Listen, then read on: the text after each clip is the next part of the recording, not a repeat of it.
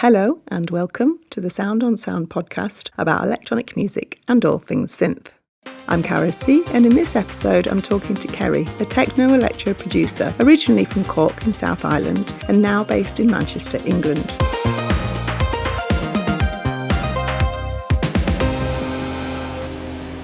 Kerrie travels all over the world doing her live hardware techno, electro sets as well as DJing. Kerrie runs her own label, Dark Machine Funk Recordings, and is also an artist on the legendary Tresor label based in Berlin. We're unpacking Kerrie's process, her kit, her intentions really, and the importance for her of the role of being an artist and a DJ for communities and the world right now. To get us started, here's a taste of Kerrie's music. This track is called System Awaken, that was released on Tresor in October 2025 as part of an EP that Kerrie produced called Echoes of the Livewire, where she's trying to capture that magic of her live performances.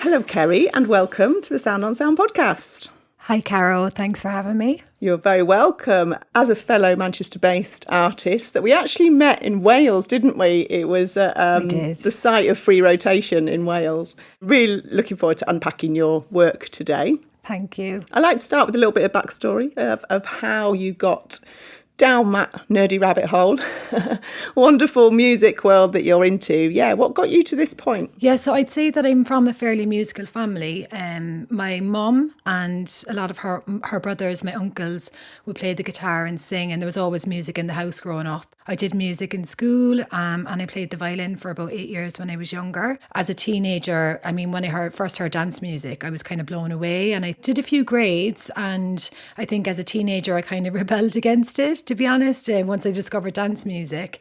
But it definitely lent itself to how I make music now, and it's given me, I suppose, a bit of an ear.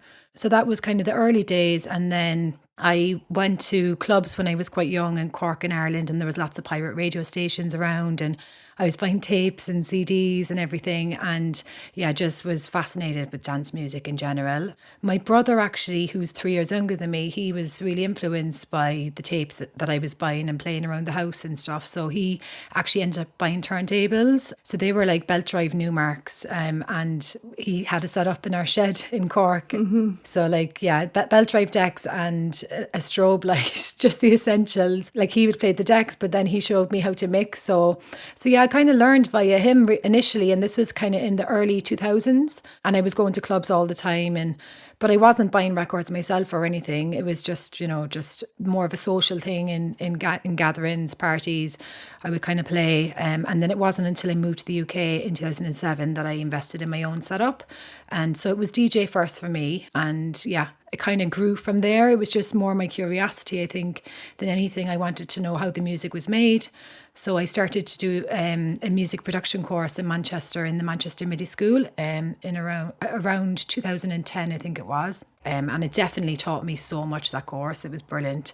And it was the first time actually that I got my hands on some pieces of hardware, because they had the likes of a lot of the Roland gear in some of the studios, and I remember specifically they had an Access Virus, I think it's called. It's a digital synth, a desktop synth. It sounded incredible. So that was kind of my first introduction to hardware as well, even though we were using Logic to make music. Yeah, that was how the passion kind of started, I suppose. And then after that, I kind of just took my own route and went, just again, curiosity, experimenting, everything. And that was the initial stage of making music. And then after that, it was just spending a lot of time in the studio, turning up 3 to 4 days a week for probably about 10 years, just trying to really learn as much as what I could and get past all the technical barriers with the gear that I had to then be able to get in the flow state and just really enjoy the process, really. And were you already aware that you were going to be making what I would call kind of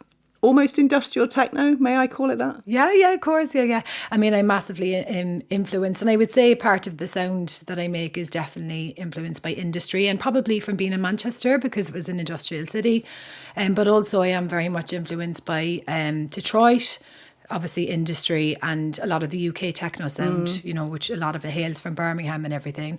Again, industry. To be honest with you, I grew up listening to house music. Also, like, I think back in the 90s and early 2000s, it wasn't so genre specific. You'd have a mixtape that could have techno, house, garage, you know, different types of dance music, all, you know, kind of merged into one. Whereas now, I think because it's got so big, everything can be quite, you know, split into genres and subgenres and everything. But I think being in Manchester, and also I started working at a record shop called Eastern Bloc around 2012, maybe 2013.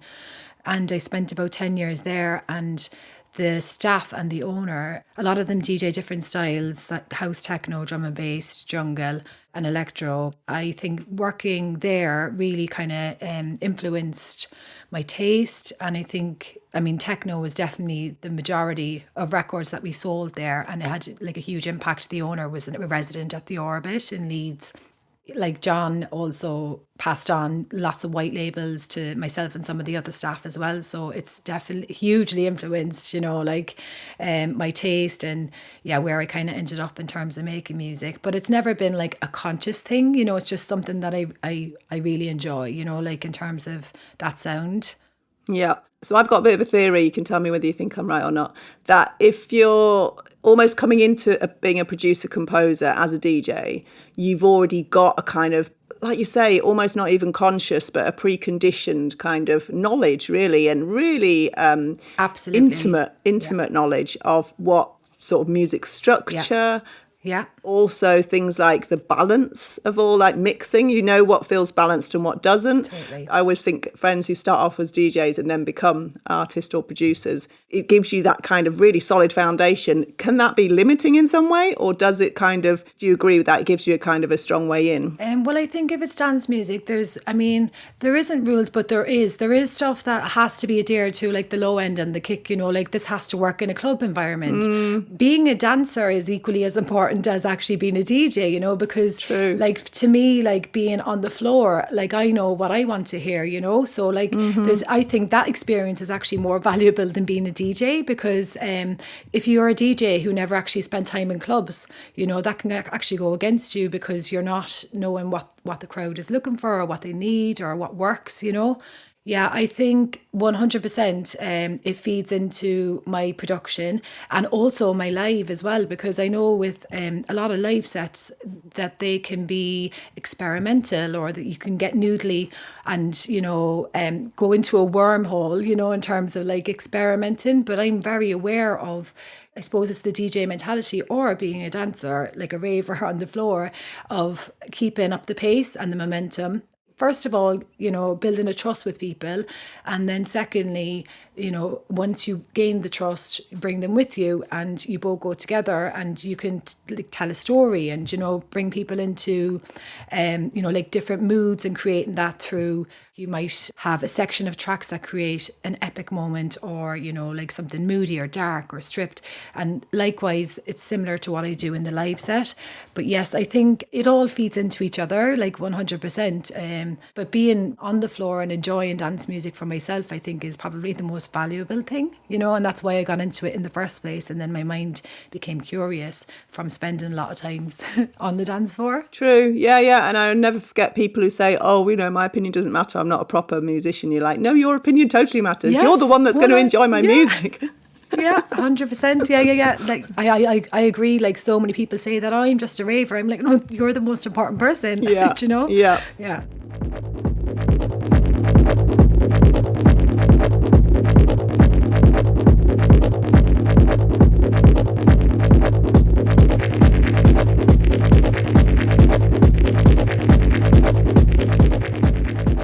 So let's go to unpacking your live set then, because for me it brought back a bit of nostalgia of, I started out on hardware and decided to make the step to be a laptop dancer, I called it, in 2013. So it took me a while to get there from the late 90s. Obviously, I'm really interested as to what kit you're using and why you have chosen to stick to live hardware. For the live, the three instruments that I use are the Elektron Analog Rhythm, which is a drum machine and sampler. I use the Elektron Analog 4, which is a 4-voice paraphonic synth, which you can use in polyphonic mode if you link the voices together. And then I use the Elektron Digitakt 2, which is a 16-voice sampler, and it's also a digital drum machine. So they're the three main instruments, and then sometimes I'll bring in something like the 303 in as well. It's just a 303 clone, bass bot Cyclone. And then I run all of these into a Zone 96, and they all have their individual channels on there. And then I set up a Strymon Big Sky reverb as a reverb and delay send just on the sends on the Zone 96, and then I have the return coming through on the return A on the Zone 96. And then I have an Autobaum compressor, so it's a compressor and saturator, and I have that on the master send and return. Nice. It does make such a difference. Now obviously the venue is such an important factor in how it sounds in there and everything, so, and especially when you're doing the sound check, it sounds so different to how it does when the club's full. So I did actually a sound check in Blitz Munich, which is an incredible club, a few weeks ago, and it sounded so great in there. I didn't even need the compressor, which is amazing. Wow. But then, yeah, this weekend just passed, I used it at a venue in Manchester called the White Hotel, which is an old car garage technically, and there's lots of reflections. Yeah, so it made a big difference, but it really brings the highs up and just glues everything together. So these are the three Elektrons. I have like two of the drum machine and the Analog 4 synth. I have them like since 2014, I think, so quite a long time. I'm still on the Mark 1 in both of those models. But I have actually invested in the Mark 2, but I'm going to wait. I'm going to America next week for 3 weeks, and I'm going to be writing some music. So I didn't want to risk basically doing an upgrade before I go in case of any problems. So I don't really have any problems with them, but I know that the Mark 2s have got like, you know, more capabilities in terms of like modulation and various other things. So yeah, that's why I've decided to upgrade, and that will happen when I get back from America. But yeah, so I use these as my main pieces of kit in the studio, and the Digitakt, which is a sampler, I can sample any of the other synths in my studio and then use it. So a sequence from, say, you know, the modular, I can sequence it straight into the Digitakt, and it will take on a life of its own, or I can do like a longer pass basically. Yeah, so it means that I can either build the tracks just on the Elektrons, because the sequencers are phenomenal. They're really intricate, and you can do things like parameter locks and step changes and how often changes happen. You can do this with a thing called trig conditions. So there's a lot of capabilities within those machines. So that's why I choose to use these as the three main pieces in the studio. And then also it means that when I come up with ideas in the studio, and even if I'm just working in like 4-bar loops, then that material's already in the machines, and then I can translate that into live situation very easily. And how the live works is, so first of all, say in the studio, the Elektrons, how they are organized is in banks and patterns. So it's like, say, A1, A2, A01, A02, etc. So all of the three machines have the same setup, but I program them. So when I create an idea, I'll always match up the patterns and banks. So I remember that, say, for example, in A04, there is this gnarly electro idea that I did on this date, and I make note of it. So it just means that when it comes to live, I can grab the ideas, they're already there. And then the live performance, it's not actually me like synthesizing anything live on the spot. I'm basically performing, I'd say, loops live, you know. I have like, so almost like a directory of all these letters and numbers, and it's kind of, it's a bit like DJing really, to be honest. And I know I have like loops that are atonal that will get me from one idea to the other, you know, like transitions. I know that I have, you know, sequences that I can extend on the fly and modulate, but I'm not like, say, for example, synthesizing a sound on the spot, you know, like I know where everything is stored, and it's more like me reaching for what I need. And if the situation that I'm in feels comfortable, the setup's right, I can just really get in the flow state and, you know, just see what happens basically. But I'll always have a starting point, same as DJing. Very much the same kind of approach. I don't plan anything for DJing, but I always have like a starting point, and I'll always have stuff that I can fall back on, you know, like a safety net. Yeah. Majority of that is just because of it might be something technical, or, you know, something isn't right around you. Yeah. Yeah, and also that thing of the live as you can't control. There's only limits to what you can control in your environment. And, Exactly. you know, whether you're ill or I don't know, anything can happen, can't it? So Yeah. it's that thing of like you have to put it out the bag no matter what. Exactly. And especially like because of the music that I make, I am usually programmed to play at like 3 a.m. So like people are already peaking. So the last thing you want to do is, you know, like you bring the energy down too much, you know, that kind of way. Yeah, So it yeah. is pressure, but it's like, I mean, I love the pressure. That's what I live for. Yeah, so that's kind of the live really. And I mean, like I have the A100 modular, the 6U, you know, the 2 racks of, it's the Euro Right. rack, but it's just quite big to bring out and it's a thing on its own. So for me, it's much easier to sample that or sample other synths in the studio. And I also, like, because I love making music so much, I don't want to have to think about things too much. So when I come back to the studio, I've got separate cables for live, separate cables for my setup. So I can literally just plug everything back in and it takes, you know, 20 minutes to get back, to get up and running again in the studio. Yeah. Yeah. So it's all about making things easy as possible. Yeah, and you do a lot of travelling around the world, and I never forget talking to Suzanne Ciani about travelling around the world with her booklet set up, and even when I used to have my Korg Poly 800. So there's, you know, it's too much stress worrying whether it's going to still want to play when you arrive. Exactly. But still, even with you, there must be quite a lot you're transporting because you're sticking with hardware. Do you ask for any equipment to be provided by venues, or do you just bring your own? So like, to be honest, I always bring the Elektrons with me, but now I have them. I took out the foam in a small overhead Pelly case, and I just have the surrounding foam, but all the foam on the inside is gone. So they fit in there perfectly with my pedals, and then the venue provides the Zone 96 and then the certain cables for my effects pedals, but I'll always bring my instrument cables just in case they don't have them, because I know that I can still do the set with the 3 Elektrons without any effects, and my instruments, I just need a mixer from them. So there's this case, but then because I play vinyl as well, it can be a lot, just a lot on my body. It can be quite taxing because I'm dragging a bag of vinyl, probably a rucksack full of clothes and some cables and my live gear. Yeah. Not all the time, but it is a frequent situation. But I really love both formats, you know, and You can't give one of them up. yeah, exactly. Yeah. And I love playing records as well. I think but both are, I love using my hands. I'm definitely a very tactile person, and I feel it's a very involved process for me, and I feel I can really get in the zone. Like there's no time for the critical mind, you know, the outside, or for any other thoughts to come in, because I have to focus. And playing records and using hardware, you know, does that for me, and I get a lot of joy out of it. It's like a feedback loop for sure. True, it's kind of a good way to distract the monkey mind, as they call it, the mischievous mind, where if you just keep yourself busy. But also that left brain programming side of things, it reminds me of remembering exactly what patch or exactly what program what loop or whatever you're working with. It keeps you in, doesn't it? It keeps you in that sense. Yeah, totally. Yeah, and I find that with modular as well, is like you know, like for me with the Elektrons, I'm definitely more on the right side of my brain because it's muscle memory, so I can get in a flow very quickly, and it's like the critical mind doesn't need to come in until I'm going to record, say in Ableton. Yeah, lovely. So let's explore how your live and studio connect then, because I know that you have released live tracks that are from live sets, but also what's the connection? Is there a chicken and egg where which one will come first, or does it depend? How does that work for you?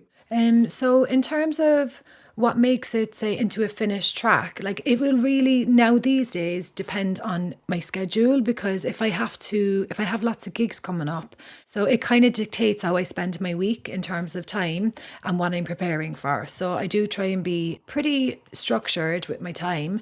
But if I know, say, for example, that I have live sets coming up and I want to get some new ideas together for that, then I might just, you know, jam in the studio and get some ideas together for the live set. And then the following week, I might step in and do some recording. It just really depends these days. But usually the idea comes together in the studio initially, and then I will try stuff out in the live set. And if it goes down, I might try stuff out in the live set, but not how I had originally planned, if that makes sense. So like I might change up drums or certain sounds on the fly, something will, yeah. Exactly. So totally improvising in the live set, and then when I come back to the studio, then that will dictate how the track might get recorded, say, for example. Nice. So it's been dance floor tested. Yes, exactly. Before going to press. Yeah. And that's it. Like in my last Tresor EP, actually, I was chatting with the label manager and they were asking about my feedback, and I told them, like, you know, I can confirm that this one works, you know, because just because of all the screams in the club. Yeah. Excellent. Cool. Oh, that's lovely. There's a few gigs. It's so lovely when you do get that audience feedback, Totally. isn't it? And that communication. It's a wonderful thing. Yeah. Is there any reason why you haven't gone laptop based then for live? Or is it just, as you say, you're not thinking about it too much, you're just doing it? I mean, I love the sound of the machines, but I mean, you can get the sound of hardware or, you know, analog sounds from a computer now, you know. And the other thing is, like, all of my sound passes through a Midas desk in the studio, and then that's converted. It's via a FireWire cable into my computer, so it's all getting passed through into digital anyway. And I'm using, you know, like the Sound Toys plugins, which again are all digital. So it's not even really about like analog or digital. Again, I just love using my hands, you know. So and I know obviously you can get a controller for Ableton, or, you know, you could get the machine as well. So it's just, yeah, this is where I kind of ended up, really, you know. And I think I've definitely spent so much time with those machines now. I kind of don't know, like, what I would do without them, if that makes sense, you know. It's just like yeah, you develop an intimate relationship, don't you? The colours as well as the technical side of it and the sounds. Yeah, brilliant. And plus you've got so much sampling capacity in there. Exactly. Especially nowadays that, you know, you've got lots of possibilities.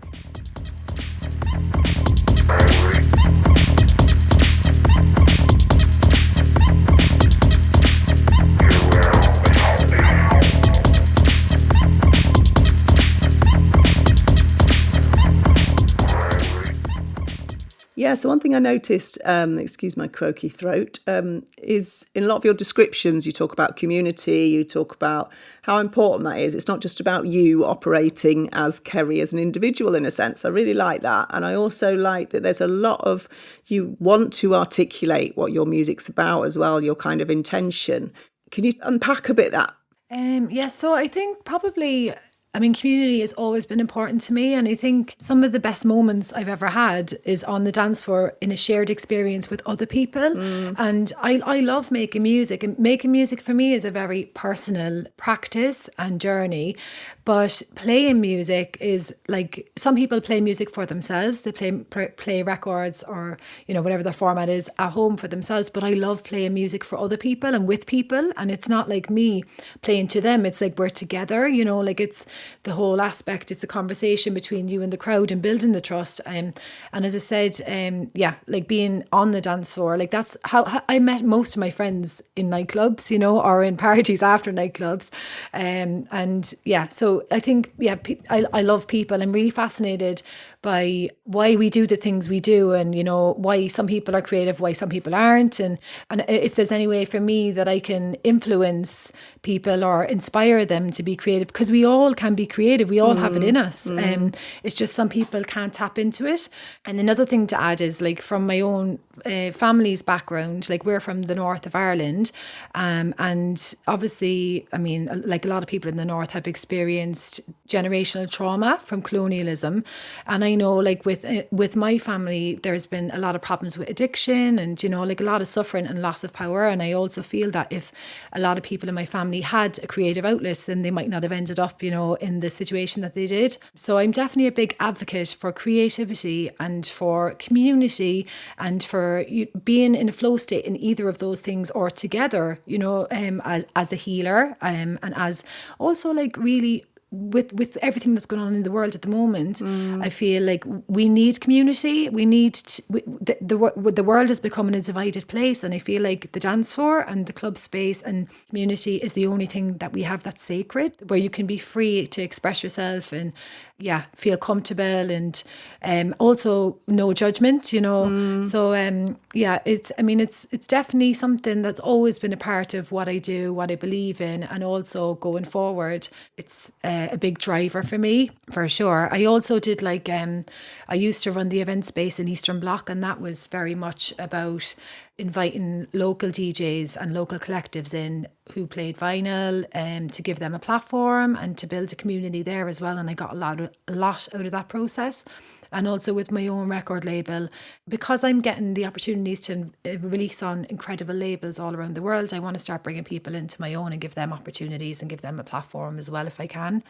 A big influence for me is my mum, and she's very much, she studied sociology and she's very much about community. She runs community projects and, she's travelled the world as well and worked with groups all around the world in war-torn places. So I think she's definitely had a big impact on me. Wow, amazing. So I can't help but think of, if you go to a flood in a town or in Ireland and music is all about, it's not about, very rarely are you on your own. It's about others. It's either listening to others, playing with others, or they're dancing, or I don't know, there's some kind of connection and that sort of community aspect. Totally. So even though you're a solo artist, you're by no means an individualist. You're just showing up and giving what you can in that moment, aren't you? Yeah, absolutely. And also, I think the problem these days is the focus becomes about the person a lot, and it's about, being famous and this mentality of, whereas years ago the focus was on being great at something, and now it seems to be about being famous. And that's obviously social media's fault and everything else, and just the world that we're living in is quite capitalist and individualistic. I never forget Sylvain Chomet, I think he's called, the guy who wrote Belleville Rendezvous. He's a film director, and Sylvain Chomet, that was it. And he said in a Q&A, always worship the art form, not the artist. Yes, exactly. And I genuinely feel that I'm part of an ecosystem, and it's I'm earning a living from this, so it's my duty to pay back into it, so that's the way I see it. And it's you give into something and it gives you back, and it's like a cycle that keeps going. And if you want to be part of it, the music is the biggest thing, and you're feeding into it. And as I said, I'm lucky enough to be earning a living, but I want to feed back into it, Yeah. Wonderful.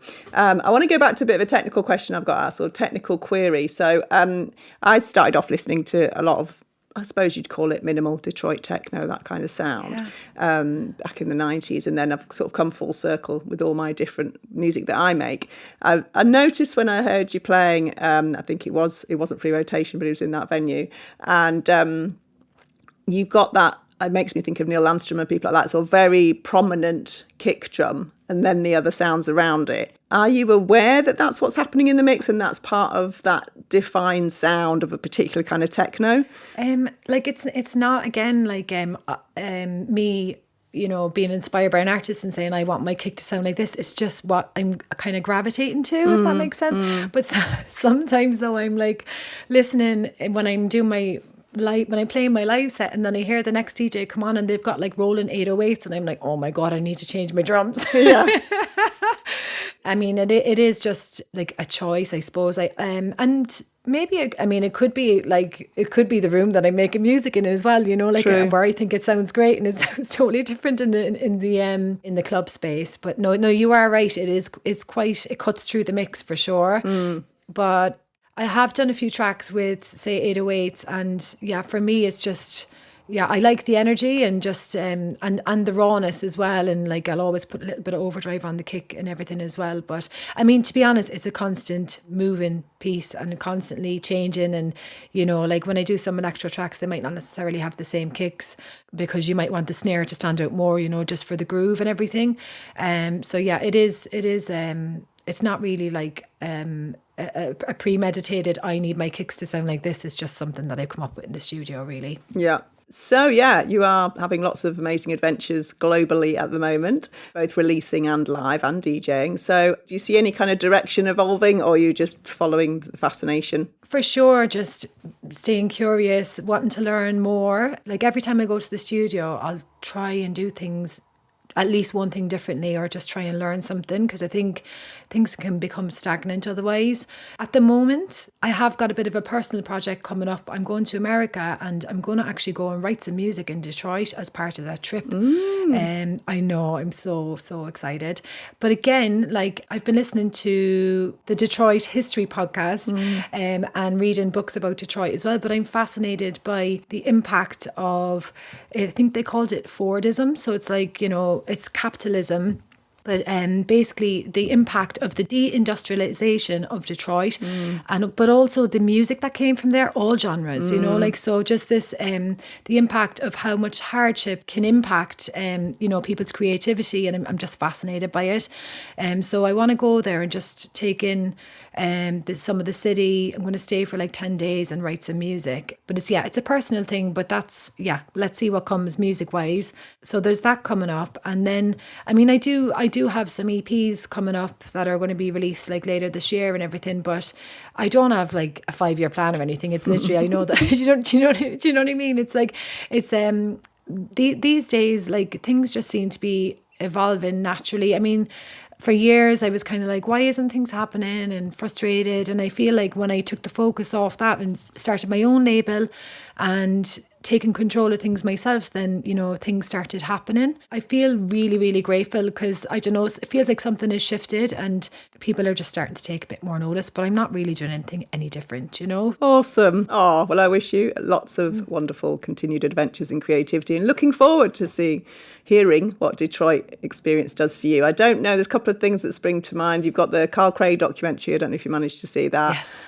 I did. Yeah. Yeah, another thing that makes me think of is a project with Donna Meyer, where she also had like a spell in Detroit, did lots of field recordings, and was very much wanting to honour the industrial heritage and the experience, the hardship of that place. And yeah, I got to remix one of the tracks, and it was wonderful to work with some of those sounds. Yeah, I think it will definitely give you a rich feed. Wow, that's amazing. Well, I'm going to bring my field recorder with me, actually. Yeah, I think so too. I'm really excited for it. Wonderful. Good luck with everything, Kerrie. Thank you. Thank you so much.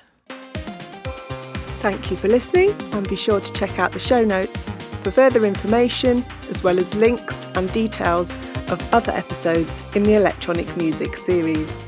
And just before you go, let me point you to soundonsound.com/podcasts, so you can check out what's on our other channels. This has been a Caro C production for Sound on Sound.